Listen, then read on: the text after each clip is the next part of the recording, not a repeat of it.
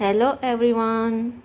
तो आज की वीडियो में हम क्लास 10th साइंस का जो चैप्टर फर्स्ट है, वैसे तो हमने डिटेल में पढ़ा दिया है इस चैप्टर को, लेकिन इस चैप्टर में जो भी इम्पोर्टेंट वन लाइनर क्वेश्चंस है ना, जिनका मतलब या तो एक वर्ड में या फिर एक लाइन में आंसर किया जा सकता है, वो हम देखेंगे। जो किसी भी एग्जाम एसएससी या रेलवे बैंकिंग के लिए इम्पोर्टेंट है, मतलब वन वर्ड में जो आंसर होगा या वन लाइन में जो आंसर होगा, मतलब हमारे कम्पिटिटिव एग्जाम्स में जो ज़्यादातर क्वेश्चन आते हैं वो इस चैप्टर में से जितने बनेंगे ना, वो हम डिस्कस करेंगे। वैसे डिटेल में अगर पढ़ना हो ये चैप्टर तो मैंने पूरा चैप्टर करा दिया है, मैं लिंक उस वीडियो का डिस्क्रिप्शन में दे दूँगी, चेक कर लेना, ठीक है। तो अब चलो इस चैप्टर के क्वेश्चन देखते हैं। Chemical reactions and equations. तो देखो, विनेगर में ये पूछ ले, विनेगर में कौन सा एसिड होता है, तो विनेगर में होता है एसिटिक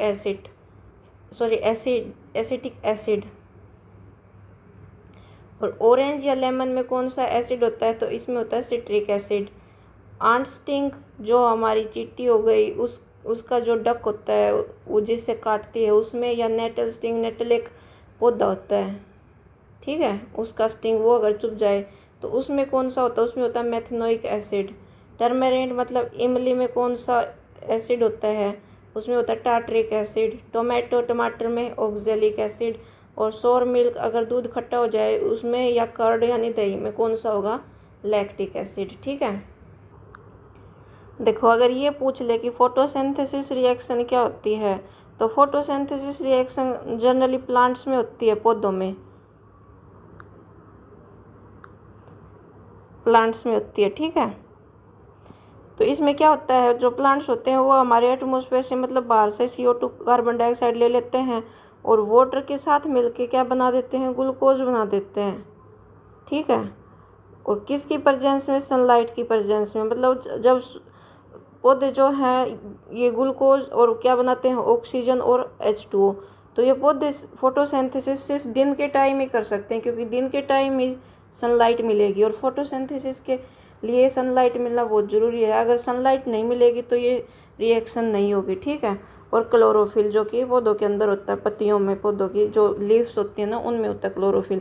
तो इनकी प्रेजेंस में CO2 और H2O को ग्लूकोज में कन्वर्ट कर देते हैं। ग्लूकोज ये जो पेड़ पौधे होते हैं अपने लिए यूज कर लेते हैं, मतलब हम जैसे फूड खाते हैं तो ऐसे ही ये पेड़ पौधे इस ग्लूकोज को एज ए फूड अपने लिए यूज कर लेते हैं, और O2 बाहर छोड़ देते हैं, जिसको हम ह्यूमन बींग O2 यानी ऑक्सीजन को ले लेते हैं सांस लेने के लिए, ठीक है। तो ये होती है फोटोसिंथेसिस। अब फोटोसिंथेसिस क्या है, एक एंडोथर्मिक रिएक्शन है। एंडोथर्मिक कैसे, क्योंकि इस रिएक्शन को होने के लिए इसे एनर्जी की ज़रूरत पड़ी है जो इसने सनलाइट से ली है, ठीक है। तो ऐसी रिएक्शंस जिनको होने के लिए एनर्जी लेनी पड़े, मतलब अब्जॉर्व करनी पड़े, तो उनको बोलते हैं एंडोथर्मिक रिएक्शन। और एक्सोथर्मिक रिएक्शन क्या होती है, एक्सोथर्मिक रिएक्शन वो होती हैं जो होने के बाद हीट निकालें, जिनमें से हीट निकले, वो होती है एक्सोथर्मिक रिएक्शन। एक्सोथर्मिक का एग्जाम्पल, जैसे हम खाना खाते हैं, वो कैसे ग्लूकोज से टूट के फिर उसकी कार्बन डाइऑक्साइड और वाटर और एनर्जी बनते हैं, तो वो एक एक्सोथर्मिक का एग्जाम्पल हो। कैसे देखेंगे, देखो, हमने कोई भी खाना खाया तो हमने कार्बोहाइड्रेट लिया। कार्बोहाइड्रेट्स जनरली हमें किन से मिलते हैं, जो हम रोटी वगैरह, वीट या राइस वगैरह खाते हैं, उसमें कार्बोहाइड्रेट्स होता है। तो हमारी बॉडी में जब ये कार्बोहाइड्रेट्स गए तो ये किस में कन्वर्ट हो गए, ये ग्लूकोज में कन्वर्ट हो गए, ठीक है, जिसका फॉर्मूला है C6H12O6। अब आगे क्या होगा,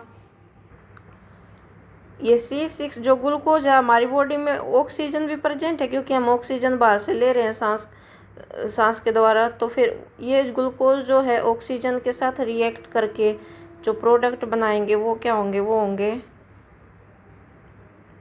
एक सेकंड,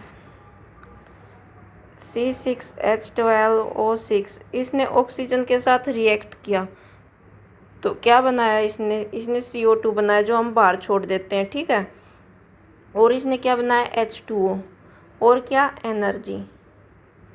तो इस टाइप से हमें जो भी खाते हैं उससे एनर्जी मिलती है। जैसे बोलते हैं ना कि खाना खा लेते हैं हमें एनर्जी मिल जाएगी, तो एनर्जी किस टाइप से मिलती है, खाना खाने से, मतलब हमने खाने के रूप में हमने कार्बोहाइड्रेट्स लिया, कार्बोहाइड्रेट्स बाद में ग्लूकोज में कन्वर्ट हुए हमारी बॉडी के अंदर जाके, ग्लूकोज ने ऑक्सीजन के साथ रिएक्ट करके CO2 बनाई जो हम बाहर छोड़ देते हैं, H2O जो हमारी बॉडी यूज़ कर लेती है और एनर्जी बनाते हैं। ठीक है, इस टाइप से एनर्जी बनती है हमारे शरीर के अंदर। तो इस रिएक्शन में क्या हुआ, एनर्जी निकल रही है, मतलब एनर्जी इज इवोल्व्ड। तो ये क्या होगी, एक एक्सोथर्मिक रिएक्शन होगी। ठीक है, देखो एक और ये क्वेश्चन बनता है इस चैप्टर से, इसमें दिया गया what is used for white washing the walls. जो हम दीवारों को वाइट वॉश करते हैं उसमें क्या यूज किया जाता है, उसमें यूज किया जाता है कैल्शियम हाइड्रोक्साइड CaOH2, इसको बोलते हैं हम स्लेक्ट लाइम। मतलब IUPAC नेम तो इसका कैल्शियम हाइड्रोक्साइड है और इसका कॉमन नेम है स्लेक्ट लाइम। ठीक है, नेक्स्ट है हमारा वो लाफिंग गैस। लाफिंग गैस कौन सी होती है, लाफिंग गैस होती है N2O यानी नाइट्रस ऑक्साइड, नाइट्रस ऑक्साइड। ठीक है, नेक्स्ट हमारा टीयर गैस। लाफिंग गैस तो जिसको सूंघने के बाद इंसान हंसता रहता है, टीयर गैस जिसको सूंघने के बाद मतलब आंसू आते रहते हैं। तो वो कौन सी होती है, वो होती है क्लोरोफिनाइल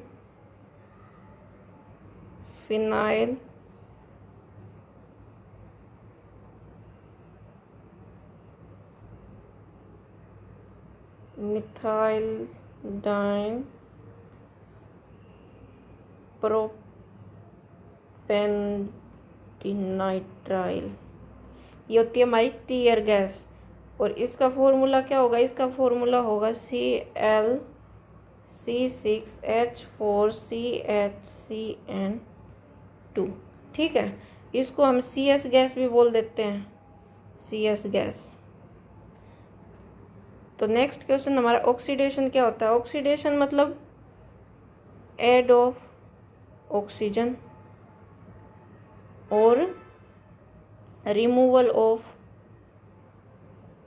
हाइड्रोजन। मतलब ऐसी कोई भी चीज़ अगर उसमें एक साइड रिएक्टेंट है, मतलब लेफ्ट हैंड साइड रिएक्टेंट होते हैं, राइट हैंड साइड प्रोडक्ट होते हैं, हमें पता है। तो इस साइड से जब कोई भी मॉलिक्यूल या कोई भी कंपाउंड इस साइड जाता है तो उसमें अगर ऑक्सीजन ऐड होती है तो उसका होगा ऑक्सीडेशन। या क्या कह सकते हैं, अगर हाइड्रोजन रिमूव हो रही है तो भी कह सकते हैं ऑक्सीडेशन हुआ है। रिडक्शन में इसका अपोजिट हो जाएगा, ऐड ऑफ, ये यहाँ वाला यहाँ लिख देंगे, जो हाइड्रोजन और रिमूवल ऑफ ऑक्सीजन। या तो हाइड्रोजन ऐड हो रही है या ऑक्सीजन रिमूव हो रही है तो कहेंगे कि रिडक्शन हुआ है। ठीक है, देखो न्यूट्रलाइजेशन रिएक्शन क्या होती है। न्यूट्रलाइजेशन रिएक्शन होगी जब एसिड बेस के साथ रिएक्ट करता है, एसिड प्लस बेस, एसिड और बेस रिएक्ट करके क्या बनाते हैं, सोल्ट प्लस H2O यानी वाटर बनाते हैं। तो ये होती है न्यूट्रलाइजेशन रिएक्शन, मतलब एसिड और बेस एक दूसरे को न्यूट्रल कर देते हैं। सोल्ट हमें पता है न्यूट्रल होता है। ठीक है, एसिडिटी ट्रीटेड बाई, अगर हमें एसिडिटी हो जाए, हमारे स्टमक में कई बार एसिडिटी हो जाती है कि हमें इरिटेशन सी फील होती है, तो हमें क्या देना चाहिए, हमें देना चाहिए बेकिंग सोडा, जो कि बेसिक नेचर का होता है। और हमें पता है ये एसिडिटी हुई है तो बेसिक नेचर की कोई चीज़ देंगे तभी तो ठीक होगी। बेकिंग सोडा बेसिक नेचर का होता है, तो ये एक दूसरे को न्यूट्रलाइज कर देंगे। या हम मिल्क ऑफ मैग्नीशिया भी दे सकते हैं, milk of magnesia. Baking soda का फार्मूला होता है NaHCO3, सोडियम बाइकार्बोनेट। ठीक है, और मिल्क ऑफ मैग्नीशिया होता है MgOH2, मैग्नीशियम हाइड्रोक्साइड। ठीक है, P means in pH scale. जो हम pH स्केल लिखते हैं ऐसे कि pH स्केल है। pH स्केल क्या होता है, जैसे एक स्केल हो गया, उस पर 7 वैल्यू होती है, इस साइड 7 से बढ़ते बढ़ते 14 तक होती है, इस साइड 0 तक होती है। तो जो 0 से 7 तक किसी की, इनके 0 और 7 के बीच में वैल्यू है तो वो क्या हो जाएगा, एसिडिक हो जाएगा। अगर 7 है तो वो न्यूट्रल हो जाएगा। ठीक है, और 7 से 14 है तो वो बेसिक नेचर का होगा, बेस होगा यानी। ठीक है, तो हमें ये बताना है कि जो ये P दिया गया है, pH ऐसे लिखने में, इस P का मतलब क्या होता है। P का मतलब होता है पोटेंज, जो कि एक जर्मन वर्ड है जिसका मतलब होता है पावर। ठीक है, तो पी का मतलब हो गया पावर। तो कई बार हमसे ये क्वेश्चन भी पूछ लेते हैं कि हार्डनेस ऑफ वाटर, मतलब हार्डनेस ऑफ वाटर में हार्डनेस किसकी वजह से होती है। तो वाटर में हार्डनेस होगी, क्वेश्चन में पूछ लेगा कि किसकी प्रेजेंस की वजह से वाटर में हार्डनेस होगी। तो ऑप्शन में दिया हुआ होगा presence of calcium and magnesium salts. Calcium और मैग्नीशियम के साल्ट्स की वजह से वाटर में हार्डनेस होती है। हार्ड वाटर का मतलब ऐसा वाटर जिसमें कैल्शियम और मैग्नीशियम के साल्ट हो। जैसे कई बार हम नहाते हैं तो सोप ऐसे फट सा जाता है सोप लगाने पर, तो वो क्या होता है, हार्ड वाटर होता है, उसमें कैल्शियम और मैग्नीशियम के साल्ट्स होते हैं। ठीक है। पीओपी क्या होता है, पीओपी होता है प्लास्टर ऑफ पेरिस, जिसका फॉर्मूला होता है CaSO4 ½ H2O। ये H2O क्या है, ये वाटर ऑफ क्रिस्टलाइजेशन है। ठीक है। और जिप्सम क्या होता है, जिप्सम होता है CaSO4 2H2O। पीओपी से ही जिप्सम बनता है, जब हम इसकी रिएक्शन कराते हैं वाटर के साथ तो जिप्सम बनेगा। ठीक है। अब देखो हम ये देखेंगे कॉमन साल्ट का क्या फॉर्मूला होगा और ब्लीचिंग पाउडर का क्या फार्मूला होगा, इन सब को देखेंगे। अब हम ये इनके कॉमन नेम है और इनके IUPAC नेम या जो इनके फॉर्मूला के अकॉर्डिंग क्या नेम होंगे वो भी देखेंगे। कॉमन साल्ट होता है हमारा NaCl यानी सोडियम क्लोराइड, सोडियम क्लोराइड। ठीक है। अब आ गया ब्लीचिंग पाउडर, जिसका फॉर्मूला होगा CaOCl2। इसको बोलेंगे कैल्शियम हाइपो क्लोराइड। ठीक है, ये इसका केमिकल नेम हो गया। नेक्स्ट हमारा बेकिंग सोडा। बेकिंग सोडा का फॉर्मूला क्या होगा, NaHCO3, sodium hydrogen carbonate.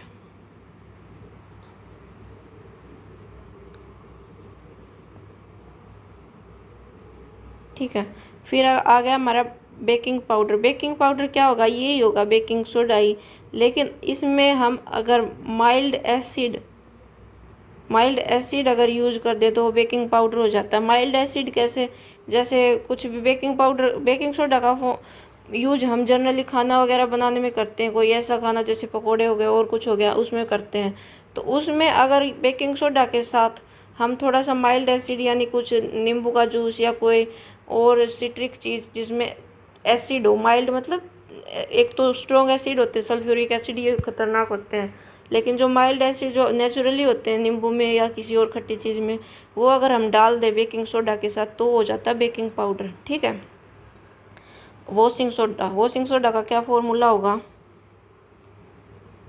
Na2CO3 10H2O। ये 10H2O इसमें वाटर ऑफ क्रिस्टलाइजेशन है, सोडियम कार्बोनेट। ठीक है। देखो नेचुरल इंडिकेटर होते हैं, इंडिकेटर मतलब जिनसे ये पता लगाया जा सके कि दी गई चीज़ या दिया गया सॉल्यूशन एसिड है, बेस है या न्यूट्रल है। तो नेचुरल इंडिकेटर होते हैं ये, नेचुरल मतलब हमें नेचर से ही मिलते हैं। तो फर्स्ट है हमारा लिटमस पेपर।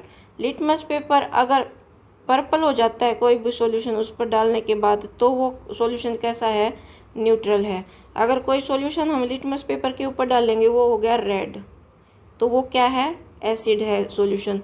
और अगर वो सॉल्यूशन हो गया ब्लू, लिटमस पेपर अगर ब्लू हो गया सॉल्यूशन डालने के बाद तो वो मतलब बेस है। नेक्स्ट हमारा नेचुरल इंडिकेटर है टर्मरिक। टर्मरिक में क्या होगा, टर्मरिक अगर येलो ही कलर होता है टर्मरिक का यानी हल्दी का, तो अगर येलो रहती है वो सॉल्यूशन डालने के बाद तो वो न्यूट्रल है। और फिर अगर एसिडिक सॉल्यूशन डालने के बाद भी टर्मरिक येलो ही रहती है। बेसिक सॉल्यूशन डालने के बाद टर्मरिक क्या हो जाती है, रेड कलर की हो जाती है। जैसे हमारे कपड़ों वगैरह पर सब्जी वगैरह गिर जाए, टर्मरिक यानी हल्दी के दाग लग जाए, तो हम जब उसको सोप से धोते हैं तो वो निशान क्या है, रेड कलर के हो जाते हैं। क्यों हो जाते हैं रेड कलर के? क्योंकि सोप जो हमारा होता है वो बेसिक होता है, बेस होता है उसमें, ठीक है। इस वजह से जब टर्मरिक पर बेस गिरेगा तो वो क्या हो जाएगी, रेड कलर की हो जाएगी। रेड कलर की होगी, इसका मतलब उसने क्या इंडिकेट किया कि उसके ऊपर कुछ ना कुछ बेस गिरा है, ठीक है। बीट रूट जूस, जो चुकंदर का जूस होता है, उसमें क्या होगा, सॉल्यूशन डालेंगे तो बीट रूट जूस कैसा हो जाएगा, पर्पल कलर का हो जाएगा, ठीक है। अगर हम एसिडिक सॉल्यूशन डालेंगे तो वो तब भी वो पर्पल कलर का हो जाएगा। देन बीट रूट जूस पर अगर हम बेसिक सॉल्यूशन डालेंगे तो वो येलो कलर का हो जाएगा, ठीक है। ये ज़्यादा अच्छे इंडिकेटर नहीं होते क्योंकि ये दो चीज़ में सेम कलर दे रहे हैं, तो इससे कन्फ्यूजन हो जाता है कि एसिडिक है या न्यूट्रल है। सबसे बेस्ट ये जो है नेचुरल इंडिकेटर वो रहता है लिटमस पेपर, क्योंकि ये हर एक चीज़ के लिए अलग अलग कलर दे रहे हैं, ठीक है। आगे है रेड कैबेज जूस, मतलब जो कैबेज मतलब जो बंद गोभी होती है ना, उसके जूस पर क्या इफ़ेक्ट होगा। अगर न्यूट्रल होगा तो वो पर्पल हो जाएगा, अगर एसिडिक होगा तो वो पिंक या रेड हो जाएगा, अगर बेसिक होगा तो वो ग्रीन या येलो हो जाएगा, ठीक है। अब चाइना रोज सॉल्यूशन में क्या इफ़ेक्ट होगा, अगर न्यूट्रल होगा तो वो क्या हो जाएगा, रेड। अगर एसिडिक होगा तो वो हो जाएगा मैजेंटा। मैजेंटा पिंक सा कलर होता है, जैसे हमारा 2000 के नोट का होता है ना, वैसा, ठीक है। अगर बेसिक होगा तो क्या हो जाएगा, ग्रीन कलर। तो ये हो गया हमारे नेचुरल इंडिकेटर। अब होते हैं एक सिंथेटिक इंडिकेटर, वो और देख लेते हैं कि वो उन पर क्या इफेक्ट रहेगा न्यूट्रल, एसिडिक और बेसिक सॉल्यूशन का, ठीक है। सिंथेटिक इंडिकेटर है हमारे मिथाइल ऑरेंज, थाइमोल ब्लू और फिनोप्थिलीन। तो इनमें क्या होता है, जब अगर सॉल्यूशन न्यूट्रल होगा, ये मतलब सिंथेटिक हैं, बनाए गए हैं लेबोरेटरी में, ये नेचर से हमें डायरेक्टली नहीं मिले, ठीक है। तो इनमें क्या होगा, मिथाइल ऑरेंज के साथ अगर न्यूट्रल सॉल्यूशन होगा तो इसका कलर रहेगा ऑरेंज। वैसे जनरली इसका वैसे भी कलर ऑरेंज ही रहता है, तो न्यूट्रल मिलाएंगे तो ऑरेंज ही रह जाएगा, ठीक है। अगर एसिडिक मिलाएंगे तो सॉल्यूशन हो जाएगा रेड कलर का, अब बेस मिलाएंगे तो हो जाएगा येलो। अब क्या है, थाइमोल ब्लू के साथ क्या होगा, न्यूट्रल रहेगा तो क्या कौन सा कलर होगा, येलो। एसिडिक रहेगा तो कलर होगा रेड, और बेसिक होएगा तो कलर हो जाएगा ब्लू। देन फिनोप्थिलीन के साथ क्या होगा, अगर न्यूट्रल रहेगा तो सॉल्यूशन का कलर होगा कलरलेस, एसिडिक रहेगा तो भी होगा कलरलेस, और अगर बेसिक रहेगा तो कलर हो जाएगा पिंक, ठीक है। तो ये थे हमारे सिंथेटिक इंडिकेटर। तो चैप्टर फर्स्ट से जितने भी वन लाइनर क्वेश्चन बन सकते थे वो मैंने करा दिए हैं। अगर डिटेल में चैप्टर पढ़ना है तो लिंक मैं डिस्क्रिप्शन में दे दूँगी, जो मैंने बना रखी है वीडियो उसका, वहाँ से देख लेना, ठीक है। तो चलिए आज के लिए इतना ही, थैंक यू।